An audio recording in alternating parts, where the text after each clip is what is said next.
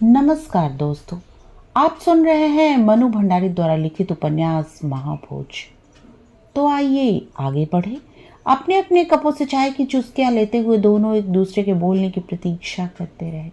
चाय का अंतिम घूंट समाप्त करके कप एक और सरकाया अप्पा साहब ने और रुमाल निकालकर हल्के से होठों से छुआकर उसे वापस जेब के हवाले किया। इसके बाद बात को बिल्कुल दूसरे सिरे से पकड़ा। बात का केवल सिरा ही नहीं बदला था, अप्पा साहब का स्वर, तेवर और लहजा भी एकदम बदला हुआ था। देखो लोचन, तुम सब लोगों के असंतोष की बात तो उठती ही रहती है, बल्कि कहूँ कि हर दूसरे तीसरे दिन ही उठती रहती है। बहुत गलत भी नहीं कहता मैं तुम लोगों को। तुम क्या सोचते हो मेरे अपने मन में असंतोष नहीं है? जो कुछ हो रहा है, जिस तरह हो रहा है, बहुत खुश हूँ मैं उससे। और सच मुझे असंतोष और दुख की हल्की सी छाया उभर आई अप्पा साहब के चेहरे पर। गलत बातें हुई हैं और गलत बातें सभी को असंतुष्ट करती हैं, पर यह मत भूलो कि हम एक ऐसे चौराहे पर खड़े हैं जहाँ से बिना दुविधा के कोई एक रास्ता चुन पाना संभव नहीं। एक क्षण चुप रहकर फिर अप्पा साहब ने अपनी बात आगे बढ़ाई। जानते हो, इस समय तुम लोगों के आपसी मतभेद उभर कर सामने आए या कि मंत्रिमंडल गिराया जाए तो सरोहा चुनाव पर क्या असर पड़ेगा उसका? बात केवल एक सीट की नहीं, सुकुल बाबू के आने की है। उनकी जीत हमारी नालायकी का डंका पीट ऐलान होगा कि नहीं? पार्टी के लिए अच्छा होगा या उसके हित में होगा? क्या इमेज बनेगी उसकी? जरा ठंडे दिमाग से सोच कर देखो। लेकिन ठंडे दिमाग से सोचते कैसे? लोचन बाबू का दिमाग तो इस समय भट्टी बना हुआ था। सोप्पा साहब की इतनी महत्वपूर्ण बात भी उसमें भूनकर राख हो गई। उनके उठाए प्रश्नों को मन में उतारने की बजाय लोचन बाबू ने अपनी तरफ से उसी तर्ज का एक प्रश्न जड़ दिया।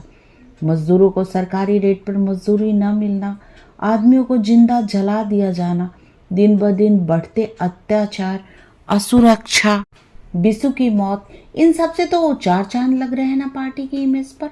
पार्टी का ध्यान ही किसे रह गया है आज? आवेश है कि रह रहकर उभर ही आता है लोचन बाबू के स्वर में। क्या करें, उनके व्यक्तित्व की बनावट ही ऐसी है। तनिक भी आहत नहीं हुए अप्पा साहब इस आदेश से। पार्टी की सुरक्षा और सुनाम दोनों को बनाए रखना उनका दायित्व है और वे काफी सचेत भी हैं अपने इस दायित्व के प्रति। हाँ, प्रतिष्ठा पर ठेस तो लगी ही है इस सब बातों से, और अब जो थोड़ी बहुत प्रतिष्ठा बची है उसे तुम मटियामेट कर दो।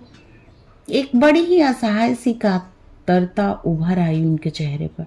जनता के अनंत विश्वास, प्यार और सद्भावनापूर्ण समर्थन के मजबूत पायों पर खड़े होकर भी हमारी पार्टी की उम्र जुमा जुमा 8 दिन बस। और इस विडंबना पर उन्होंने कंधे उचकाकर हाथ झटक लिए। लगता है आप लोग इस बात को तो शायद बिल्कुल भूल ही गए हैं कि दास साहब के व्यक्तित्व से परे भी पार्टी का कोई अस्तित्व है।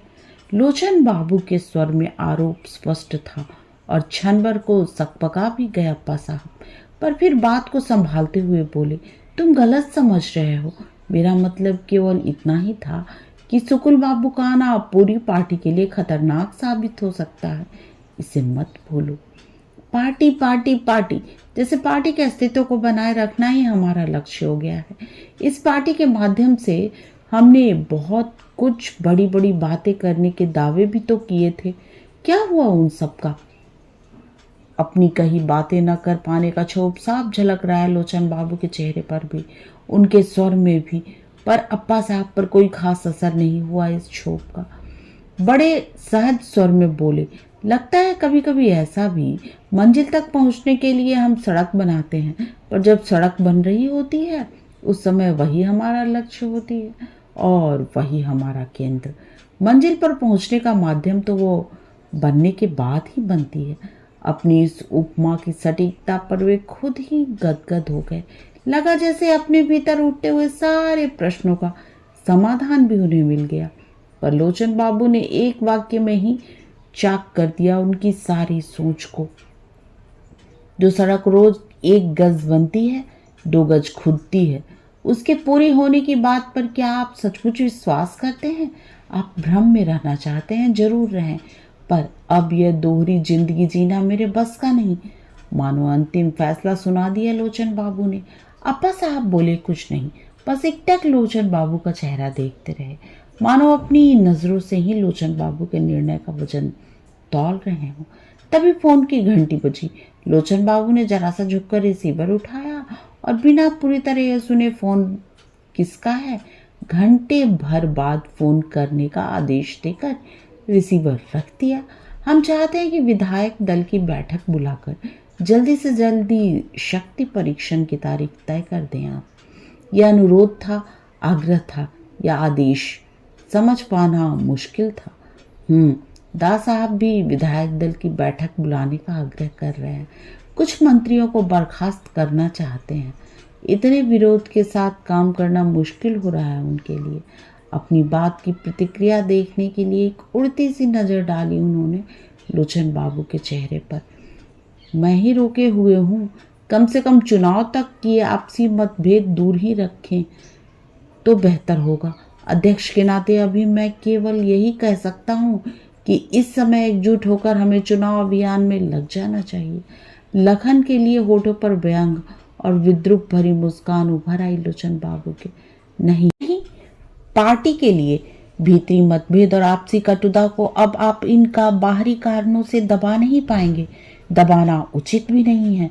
हम 5 मंत्री अपना त्याग पत्र देने जा रहे हैं और इस बार पार्टी और एकता की आड़ लेकर आप हमें निर्णय से डिगा नहीं पाएंगे। सारी बात का उपसंहार करते हुए अंतिम बात कह दी लोचन बाबू ने। अप्पा साहब लोचन के चेहरे को देखते रहे, फिर उन्होंने झुककर अपनी छड़ी उठाई और दोनों हाथों से पकड़कर उसे यूं ही जमीन पर ठोकते हुए बोले, तुम जिन लोगों के भरोसे त्याग पत्र देने जा रहे हो उन पर विश्वास कर सकते हो इतना कि और ज्यादा बड़ा प्रलोभन मिलने पर भी वे तुम्हारा साथ नहीं छोड़ेंगे। बेंच पर बैठकर हर दिन अपना मोल भाव करने वाले लोगों के बूते पर तुम यह निर्णय ले रहे हो। मुझे डर है तुम्हें कहीं मुंह की न खानी पड़े। अप्पा साहब ने जैसे अपने अनुभव के निचोड़ से लोचन बाबू को एक बार और आगाह करना चाहा। मैंने न किसी को प्रलोभन दिया है न खरीदा है। अपने सिद्धांतों के प्रति जिनके मन में जरा सी भी निष्ठा बाकी बची रह गई है वे खुद ब खुद एक होकर आ गए हैं हमारे तरफ। सिद्धांत हल्के से हंसे अप्पा साहब, फिर समझाते हुए बोले, देखो विरोधी पार्टी के लोग विशु की मौत को एक राजनीतिक हथकंडा बनाए यह तो समझ में आता है, पर बात अधूरी छोड़ दी अप्पा साहब ने और छड़ी पर अपने शरीर का सारा वजन डालकर उठ खड़े हुए।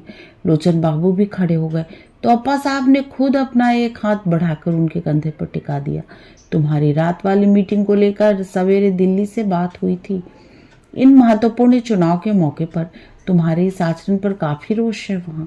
न चाहते हुए भी मुझे कोई सख्त कदम उठाने को मजबूर किया गया तो धीरे धीरे चलते हुए ही उन्होंने यह संकेत दे दिया लोचन बाबू को।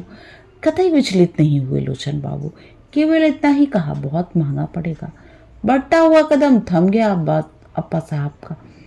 बहुत ही पैनी नजर डाली उन्होंने लोचन बाबू के चेहरे पर, मानो भीतर तक डूबकर इस बात का असली मतलब जानना चाहते हो। लेकिन लोचन बाबू के चेहरे पर किसी तरह का कोई भाव नहीं था। अपनी नजर के पैनेपन को बरकरार रखते हुए आखिर वो प्रश्न पूछ ही डाला अप्पा साहब ने जिसे वे इतनी देर से टालते आ रहे थे। सुकुल बाबू के साथ ही कोई समझौता हो रहा है ना?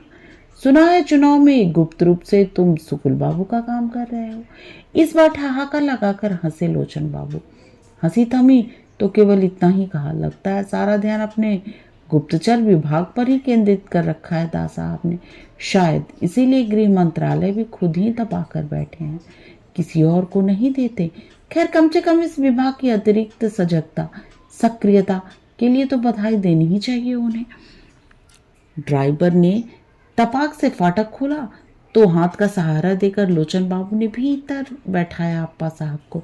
लोचन बाबू की इस अप्रत्याशित हंसी और उनके कहे हुए वाक्य ने पश्चाताप मिला असमंजस बिखेर दिया अप्पा साहब के चेहरे पर। शायद यह बात उन्हें नहीं कहनी चाहिए थी। वे खुद भी कभी विश्वास नहीं कर पाए थे इस बात पर।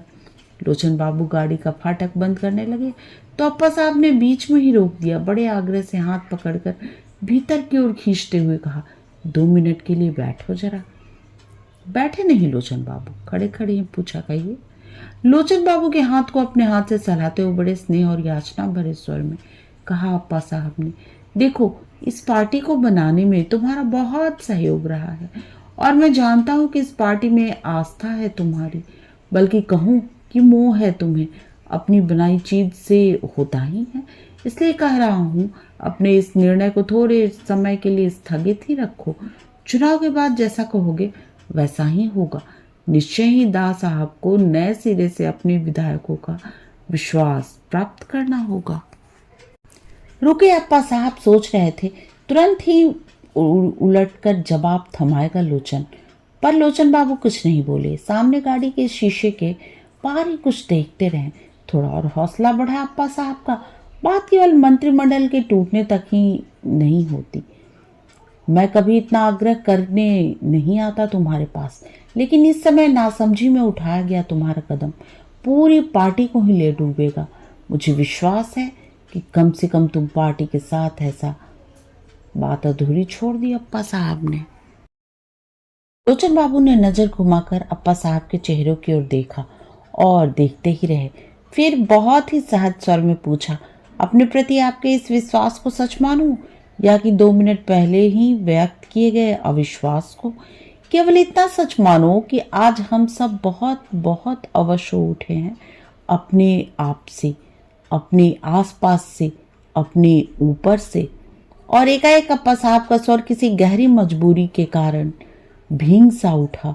उन्होंने जल्दी से लोचन बाबू का हाथ छोड़ा और फाटक बंद करके गाड़ी चलाने का आदेश दे दिया। गाड़ी की घरघराहट के बीच एक वाक्य और कहा, फोन करूंगा। गाड़ी चली गई और निष्प्रभ से लोचन बाबू जहां के तहां खड़े रह गए। अप्पा साहब के अनेक तेवर उन्होंने देखे हैं, आक्रोश के, आरोप के, व्यंग के, काइयापन के, पर यह तेवर एकाएक इसे नाम नहीं देते बना कुछ। पर इतना जरूर महसूस किया कि किसी गहरी असहायता में भींगा अप्पा साहब का यह स्वर उनकी अपनी ही किसी दुखती रग को छू गया। पिछले 3 महीनों से क्या वे खुद अपने को किसी ऐसी मजबूरी में घिरा हुआ नहीं पा रहे? चाहते कुछ है और हैं, कहते कुछ, एक दोहरी जिंदगी जीने की लाचारी। लेकिन नहीं, अब और नहीं। आज के लिए बस इतना ही। आज्ञा दीजिए। और हाँ, चैनल को लाइक, शेयर और सब्सक्राइब करना ना भूलें।